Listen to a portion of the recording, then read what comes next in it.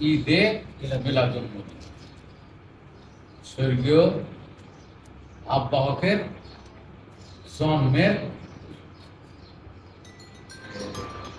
আনন্দ, নবীর জন্মের আনন্দ। তো নবী আসবে, এটা আমরা স্বর্গীয় অবতার বা আব্বাহকের জন্মের আনন্দ, এটা হলো ঈদে মিলাদুন্নবী। একদল বর্তমানে বলছে যে হারাম, ঈদে মিলাদুন্নবী হারাম। এতদিন একজনে বললো যে হালাল, আর একজনে বললো হারাম। এই যে উন্মাদনা চলছে, সাম্প্রদায়িক উন্মাদনা, মানে কে কার চেয়ে বড় মূর্খ এই পরিচয়টা দিচ্ছে, মূর্খের পরিচয় দেওয়া দিচ্ছে কারা? এই ওয়াইজিন। ওয়াইজিনের যে চেহারা, এরা টোটালি হলো একজন জোকার, সার্কাসের যে জোকার, বিভিন্ন তালি দেওয়া, রঙে রঙের অনেকগুলো পোশাক আশাক পরে অঙ্গভঙ্গি দেখায় মানুষ হাসায়। ঠিক এই জোকাররা, ওয়াইজিন জোকাররা, এরাও কেউ কাঁদায়, কেউ হাসায়, তেমন যুক্তিবাদী মানুষ কাঁদায় দাড়ি ভিজাই দিচ্ছে। তাহলে এরা একদল বলছে যে ঈদে মিলাদুন্নবী করতে হবে, আরেক দল বলছে যে এটা হারাম। এবং যারা ঈদে মিলাদুন্নবীর পক্ষে, এরা কাঁপে হলো এটা। যেমন এক কুত্তার কুত্তারা দেখতে পারে না, এরা সব ওয়াইজিন বক্তা, যেগুলা যেটা কোরআনের পাখি, কোরআনের কোকিল কণ্ঠী, এগুলো সব কুত্তা। এক কুত্তার কুত্তারা দেখতে পারে না, আসছে না, সব উন্মাদ। টেবিল চাপড়া আর ভাঙে ফেলবো, ছিঁড়ে ফেলবো, সরকার পতন করে ফেলবো। বাবা, তার বাজার একটা মোল্লা 50 টাকা দিলে কামলা খাটতে আসো ভাই, 50 টাকা দেবো, মিলাদ করে দেবো, আসবো কিন্তু বিকেলে আসবে 50 টাকার লোভে মিলাদ করে দেবো। আবার তুমি যদি বাকিও পড়া, তা ভালো। হ্যাঁ, আজকে মিলাদ করে গেলেন, টাকা নেই, আজকে বাকি টাকা আগামী মাসে দেবো, জানগা যাবে কিন্তু ওই দিন আগামী মাসে এসে আবার টাকা চেষ্টা। এই সমস্ত দেড় পাতা পড়ুয়া মোল্লা যারা, আবার এক ব্যাটারি 1.5 ব্যাটারি মোল্লাও আছে, 1.5 হাত মোল্লা, 1.5 হাত মোল্লা, ন মুসলিম মোল্লা, এগুলো কি? আবার মহিলা বক্তা, আবার শিশু বক্তা। ছাগলামি কোন জায়গায় আছে, পাগলামি কোন জায়গায় আছে, এরা এক একজন বউ সাইজা জামা পরছে, তারপরে আরো রঙে রঙের পোশাক পরছে, শেরওয়ালি, কি বলে আজকান, আজকান নাকি কোর্তা, কোর্তা, এই যে হাত লম্বা এরকম, এটা কি বলে? কোর্তা, কোর্তা বলে, আজকান বলে, আলফাল্লা বলে, হ্যাঁ, বিরহান বলে, পাঞ্জাবি বলে, এটা পরে। এটা পরে আবার একটা হাজির রুমাল লাগায়, হাজির রুমাল। আরে বাবা, পুরো একটা বউ, নতুন বউ, খালি এতটুকু মুখ বাইর করে রাখে, নতুন বউ বাস করতে। বাবা, জোকার। ন্যূনতম জ্ঞান বুদ্ধি যদি থাকে, তাহলে এই অভিশাপ নেওয়া চলে। পোশাক একটা অভিশাপ, এটা যত কম থাকবে, আমার একটা শুধু পায়জামা আর একটা শুধু এই যে পাঞ্জাবি, এই থাকতে পারি না। এর উপরে ওই কয়টা লাগাইছে, লাগায় ওয়াজে যাইতেছে একটা বিশাল মাপের কি পার্সন বা ব্যক্তিত্ব নিয়ে সে ওয়াজে যাচ্ছে। আরে তুই ওয়াজ করে খাইছিস তো কামলা, তুই যত বড়ই পোশাক করিস কাম, তোর ভিতরে যে কিছু নাই, এটা পরিষ্কার। যে মানুষের ভিতরে যত জ্ঞান বেশি, মানুষ তত সহজ সরল। বড় ব্যাগ নাই, এত জামা কাপড় নাই, এত আসবাবপত্র নাই, সিঙ্গেল মানুষ। এইটা হলো জ্ঞানীর লক্ষণ, জ্ঞানী চেনার উপায়। আর এরা এক একজন এমন পোশাক পরে, ওই মোল্লারা একদল আরেক দলকে বলছে যারা ঈদে মিলাদুন্নবীর পক্ষে, এরা কাফের, আর ঈদে মিলাদুন্নবী হারাম। তাহলে যারা এতদিন হালাল করে আসতো, তারা কি আর তরিকা তারা মানবো? অর্থাৎ এই জিনিসগুলো বার করছে হাদিস, হাদিসের ভিতরে এই জিনিসগুলো আছে। হাদিস সম্পর্কে আমি সংক্ষিপ্ত ভাবে বলি, এটা কিন্তু হাদিস তারা তো সাবেত করছে সবাই, হাদিসটা বলা দরকার। একজন ইমাম 6 লক্ষ করে হাদিস সংগ্রহ করছে। ইমাম প্রধান 6 জন, সিয়াসিত্তা, যাদের গ্রন্থগুলোকে নির্ভুল বলে ঘোষণা করা হয়েছে, স্বীকৃতি দেওয়া হয়েছে। সিয়াসিত্তা 6টা নির্ভুল হাদিস বই। একটা করে বই, হাদিসের সংখ্যা হলো 5,000 7,000 এইরকম। কিন্তু ওই 6 জন ইমামের জীবনীতে আছে, যেমন ইসমাইলের জীবনীতে আছে বুখারী শরীফের লেখক মুহাম্মদ ইবনে ইসমাইল বুখারী, বর্তমান রাশিয়ায় বুখারা যে প্রদেশ, সেখানে ছিল তার বাড়ি। এই এসে হাদিস সংগ্রহ করতে মধ্যপ্রদেশ এসে সাহাবীদের বাড়ি বাড়ি ঘুরছে আর হাদিস সংগ্রহ করছে 6 লক্ষ। কয় লক্ষ? 6 লক্ষ। মুখস্থ করে নেবে সবাই। 6 লক্ষ হাদিস সংগ্রহ করে মক্কায় গেছে। আর জীবনীতে লেখা আছে মক্কায় যায় 2 রাকাত নফল নামাজ পড়ছে আর হাদিস যাচাই বাছাই করছে একটা। 2 রাকাত নামাজ পড়ে একটা হাদিস যাচাই বাছাই করছে, এমন হাদিস সংগ্রহ করছে 6,995। 6,995 অর্থাৎ প্রায় 7,000-এর মতো সংকলন করছে তার এই বইটা, বাকিগুলো ফেলাই গেছে। এগুলো যদি সাহাবীর হাদিস থাকতো তাহলে ইসমাইলের বাপের ক্ষমতা ছিল ওই রাসূলের হাদিস বাদ দেওয়া। এগুলো যদি নবীর সাহাবা হইতো তাহলে ওই 6 লক্ষ থেকে নিচে হলো 7,000, তাহলে পরে 1%, 100টার মধ্যে একটা, বাকি 99টা ফেলাইতে হবে। 6 লক্ষের ভিতরে মাত্র 7,000 হাদিস বুখারী শরীফে আছে। 7,000 তো 5-10 কম দিচ্ছে, মোটামুটি 7,000। এই 7,000 হাদিস রেখে বাকি হাদিসগুলো ফেলাই দিল। এটা ইসমাইল সাহেব ভালো কাম করছে না খারাপ কাম করছে? যদি সাহাবীরা সঠিক হয় আর আমার নবী সঠিক হয়, সাহাবী সঠিক হয়, তো ইসমাইল তুমি হাদিস ফেলাই নাকি অপরাধ করছি? তুমি কেন সাহাবীদের নামকরণ করলে? সাহাবীদের থেকে হাদিসগুলো নিছি কেন? সনদ তুমি লিখলে হাদাসানা অমুক, হাদাসানা অমুক, মানে তার পূর্ববর্তী অমুক, তার পূর্ববর্তী অমুক, এই কথা না। আর হইতে বলে হাদাসানা, হাদাসানা তারপরে অমুক, তারপরে অমুক, অর্থাৎ হাদিসটা সংগ্রহ করছে আবু হুরায়রার কাছে থেকে। আবু হুরায়রা শুনছে এটা নবীজির কাছে। তারপরে যখন পরবর্তীতে আসছে 200-300 বছর পরে, ওই হাদিস শুনছে ওর কাছ থেকে, ওই শুনছে ওর কাছ থেকে, ওই শুনছে ওর কাছ থেকে, এই শুনছে আবু হুরায়রার কাছ থেকে, এই শুনছে নবী। তাহলে বোঝা গেল যে নাম করা সাহাবী 4 জন, নবীর 2 জন শ্বশুর আর 2 জন জামাই, 4 জন খলিফা প্রধান আর 2 জন হলো নাতি। এই হলো 6 জনের খেলাফত কাল। খেলাফত কালের নেতারা হলো, খেলাফতের নেতারা হলো 2 জন শ্বশুর, 2 জন জামাই আর 2 জন নাতি। এই শুনছো, 30 বছরের খেলাফত, নবীর 2 জন শ্বশুর, 2 জন জামাই আর 2 জন নাতি। হইল এটা শেখ সাহেবের পরিবার তন্ত্র আরো খারাপ। এটা জিয়ার পরিবার না, জিয়া পরিবার তন্ত্র করে না। জিয়ার ভাই বোন আত্মীয় স্বজন খালাখালি কাউরে শেখ পরিবার এর চেয়েও যে যখন মেয়ে 2 জন শ্বশুর আর 2 জন জামাই আর 2 জন নাতি, 6 জন খলিফা, 30 বছর খেলাফত কাল চালে। হইল এটা হইল। এই খেলাফতের জন্য আমাদের দেশে যারা এই আমাদের মোল্লা ওয়াইজির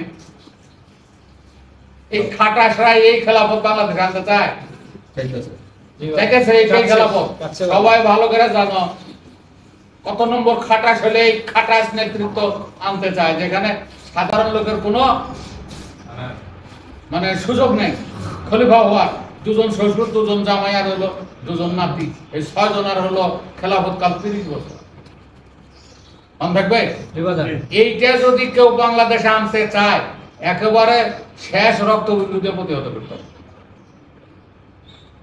এটা আমার নবী আনেও নাই, আল্লাহ আনে নাই, আল্লাহ বলে নাই, জিবরাইল বলেন, সম্পূর্ণরূপে মন গড়া বর্ণনা। আগে ছিল তথাকথিত খেলাফত কাল, যখন আমরা 12-13-তে ছাড় দিই, 2012-13-তে যখন ছাড় দিই ইন্টারনেটে গুগলে, তখন ছিল তথাকথিত খেলাফত। আর এখন এটা কিন্তু ইতিহাস, ছাড় দিলে ইতিহাস, ওমরের ইতিহাস, আকবরের, কি বলা হয় এই ওসমানের ইতিহাস, কেউ ভাবে না। সবাই ইতিহাস রূপে দেখে, যতগুলো ওয়েবসাইটে সার্চ দিন, যতগুলো সার্চ ইঞ্জিন আছে সবগুলোতে দেখবে ইতিহাস। ইতিহাস। আসলে কি ইতিহাস এগুলা? তো সেই 4 জন যে প্রধান খলিফা, হাসান হোসেন বাদ, 4 জন প্রধান খলিফা, আবু বকর, ওমর, ওসমান আর আলী। সাধারণ আলোচনা করছি এই জন্য রাদিয়াল্লাহু তাআলা আনহু বলা প্রয়োজন নাই। ইসলামিক আলোচনা হলে মাথায় টুপি শরীয়তের ধাঁচে আলোচনা যদি করতে হয় তাহলে রাদিয়াল্লাহু তাআলা আনহু বলা হয়।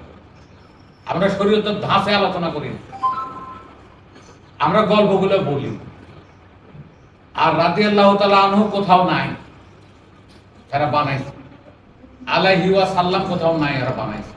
যেমন কৃষ্ণ লেখা আছে মহাভারতের ডায়েরি, কৃষ্ণ, এরা লেখে ভগবান শ্রীকৃষ্ণ।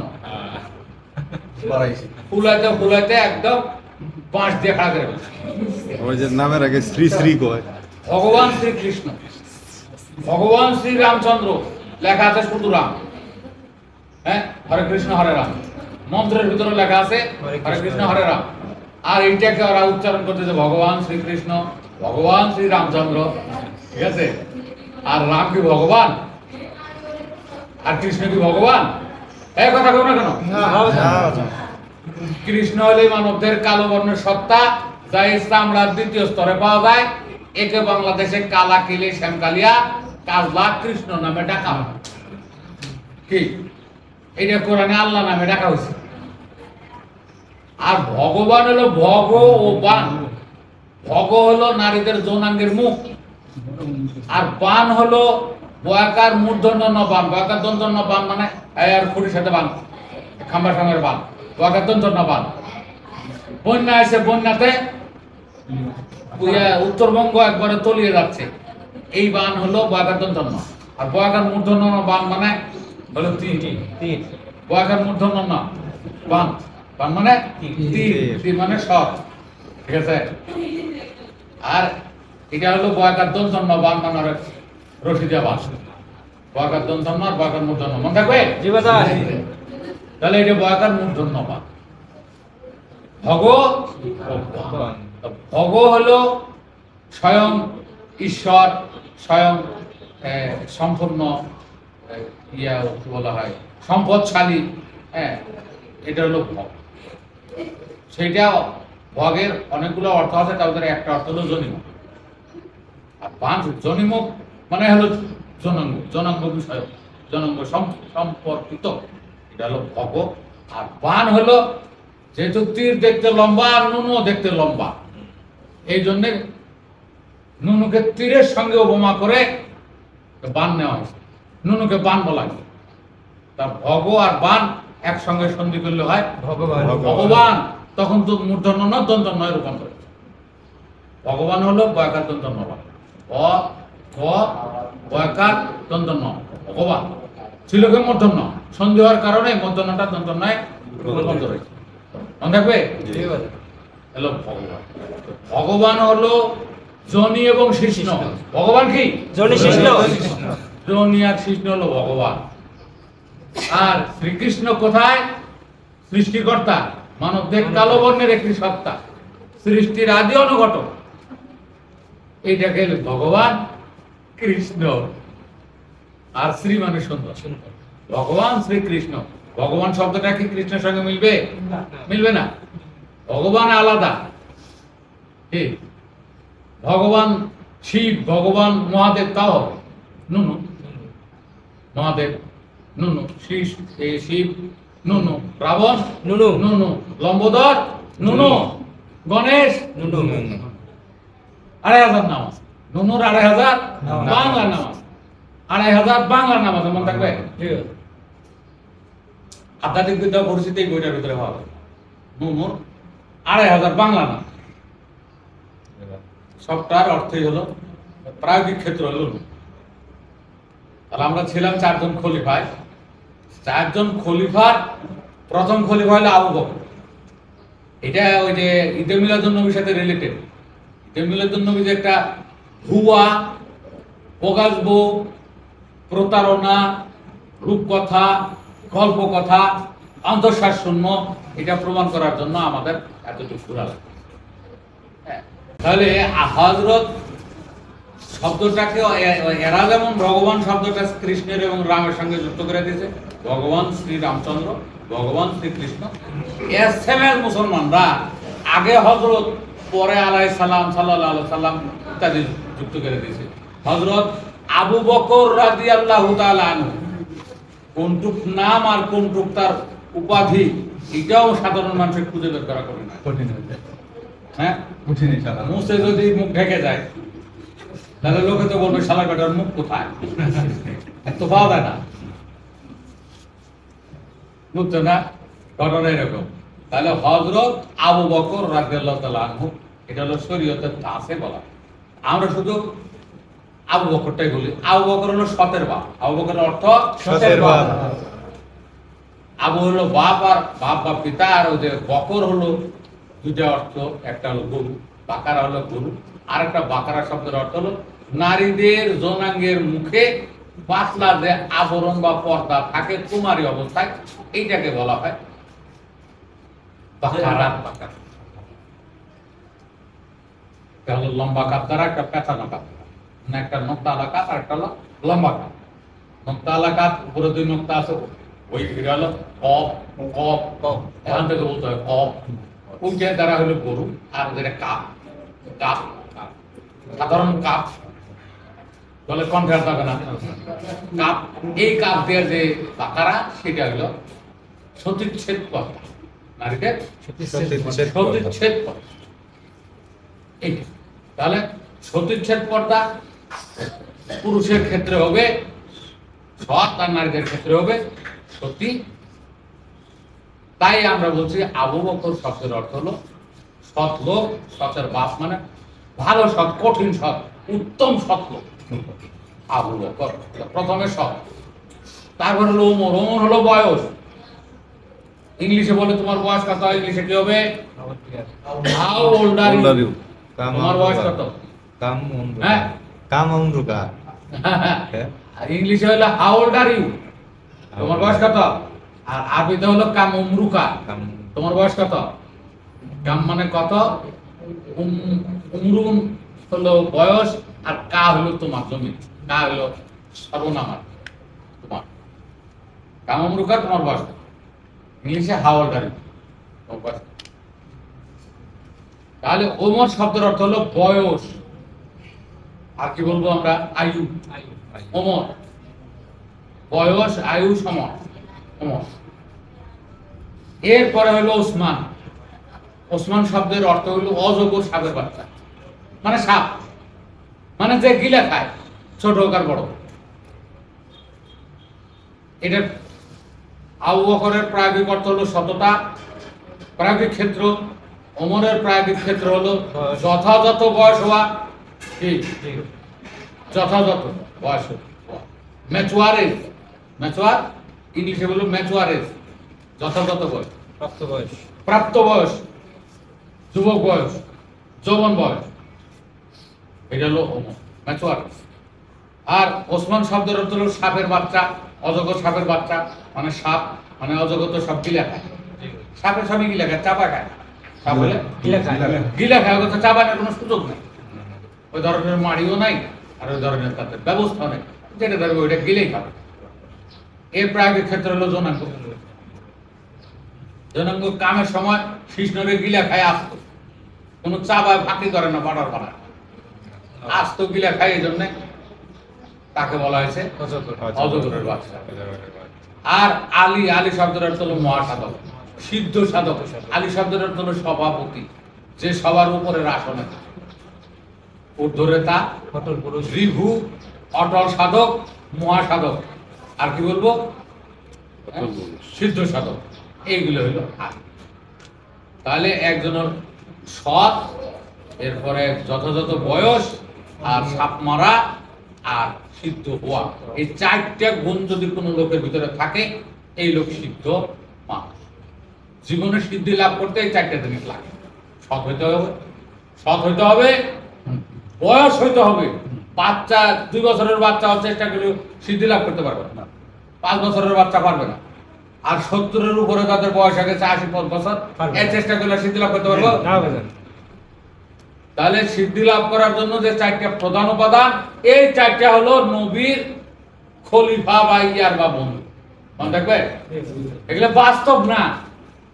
আর এই যে যেই মাতাল উম্মাদ আভিনখোর, মতবাদের আভিনখোর, সাম্প্রদায়িক আভিনখোর, মোল্লা মুন্সি ওয়াইজিন বক্তা, নাদান মূর্খ, গবেট সার্কাসের জোকা, এতগুলো তাদের বিশেষণ আমি বলতেছি কি। দেড় বেটারি মাওলানা আছে বক্তা, ছোয়া হাত বক্তা, 1.5 হাত বক্তা, নতুন বক্তা, পুরো আর নবীন কি মুসলিম বক্তা, এগুলো আছে কিন্তু। আপনারা জি বাজান।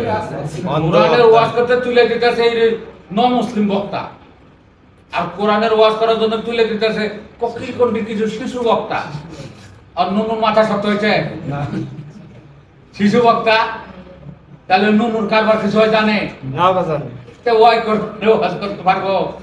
এই ওয়াজ করবো না, আরেকদিন করলে। আর কিছু মুখস্থ ওয়াজ, নামাজ না পড়লে আল্লাহ মারবে, কবরে মারপিট হবে, এই সমস্ত নরম নরম কথা বলে ওয়াজ করতেছে শিশু বক্তা, ককিলকন্ডি বক্তা, কোরআনের পাখি। আবার 2-4 জন আছে সরকার পরিবর্তন করবে, আবার 2-1 জন আছে কিসের আবার প্রেসিডেন্ট, কি এরকম আছে না? আছে, আছে বাজান। এটার নাম বলা দরকার নেই, এটা খুব তেজি বক্তা। ওরে মানুষের হাতে কি পরিমাণ যে লাঞ্ছনা আছে, বুঝা?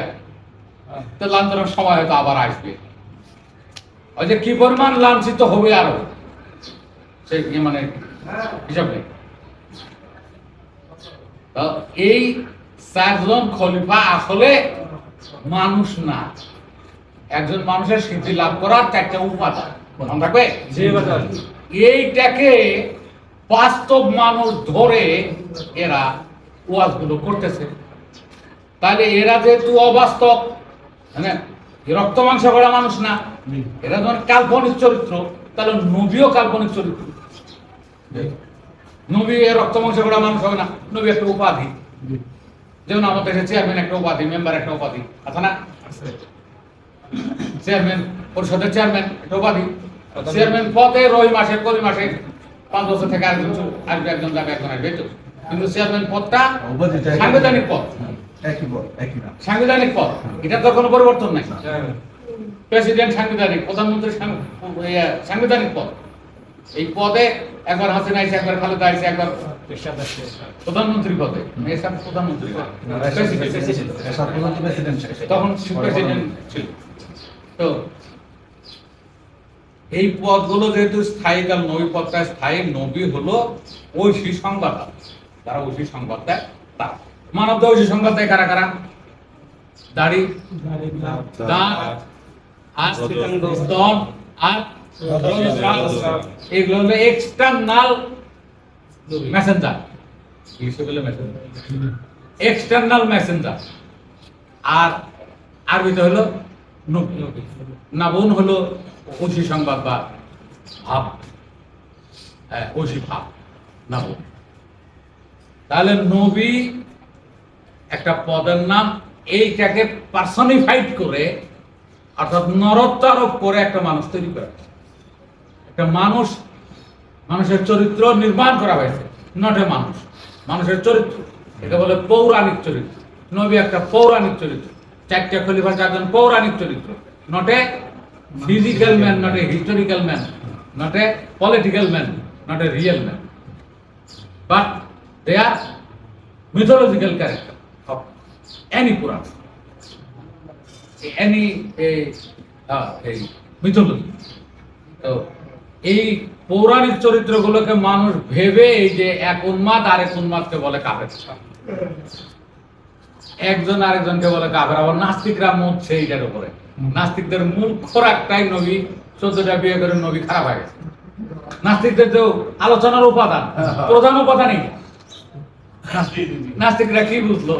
তাহলে এরা যেমন বোঝে না, এই মোল্লা মুন্সিরা যেমন এখনো 1400 বছরে বোঝে নাই, এরা এখনো সাম্প্রদায়িক উন্মাদ, সাম্প্রদায়িক মতবাদের আফিনখোর এরা। তাহলে নাস্তিকরা কারা? ও শালারা আরো বোঝে।